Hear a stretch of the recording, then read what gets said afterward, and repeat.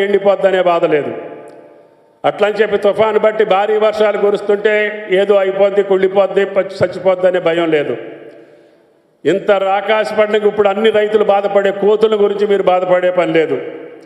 కొద్దిగా ఎదిగితే అడవి పందుల గురించి కూడా మీరు బాధపడే పని లేదు. కింద ఉన్నప్పుడు కొద్దిగా ఉచ్చులు చేస్తాయేమో కానీ కొద్ది దూరం వెళ్ళాక అడవి పంది కూడా ఏమి చేయలేదు. దొంగలు అయితే అసలే రారు. ఎందుకంటే ఆ రేతులు వచ్చి దొంగతనం చేయాలంటే ఆ గల్ల ఎక్కడుందో, పండిందేదో పచ్చిదేదో ఆడికే తెలవదు.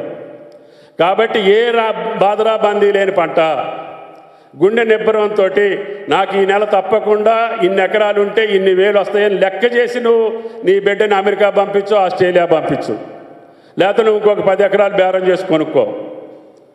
నీకు గ్యారంటీ ఇన్కమ్ వచ్చేటటువంటి పంట. ఉద్యోగస్తులకు కూడా జీతం ఒకసారి అటు ఇటు అవుతుందేమో కానీ మా బాలకృష్ణ లాంటి ధైర్యం చేసిన రైతుకి ఏమాత్రం కూడా లోటు లేకుండా చేసే బాధ్యత తెలంగాణ ప్రభుత్వాన్ని అని చెప్పి మీకు ఈ సందర్భంగా మనం చేస్తున్నాం. కాబట్టి దయచేసి ఈ ఫ్యాక్టరీ ప్రారంభోత్సవానికి తెలంగాణ జిల్లాల నుంచి మొత్తం రైతాంగాన్ని మా చైర్మన్ గారి ఆధ్వర్యంలో ఇక్కడికి తీసుకొస్తున్నాం. 3 రోజులు మీకు సంబంధించినటువంటి స్టాల్స్ అన్నింటినీ ఇక్కడ పెట్టమని చెప్పాను. రైతాంగానికి కావాల్సిన మిషనరీ కానీ, టెక్నాలజీ కానీ, ఇత్తనాలు కానీ, ఎరువులు కానీ, రైతుకి ఏ పనిముట్టు అయితే ఉపయోగపడుతుందో అన్నిటినీ కూడా ఇక్కడ పెట్టమని చెప్పాను. 3 రోజులు 20, 21, 22 3 రోజులు కూడా రైతాంగం మొత్తం వచ్చి చూడవచ్చు. అట్లాగే సెషన్ కూడా పెట్టమని చెప్పాను డిస్కషన్కి.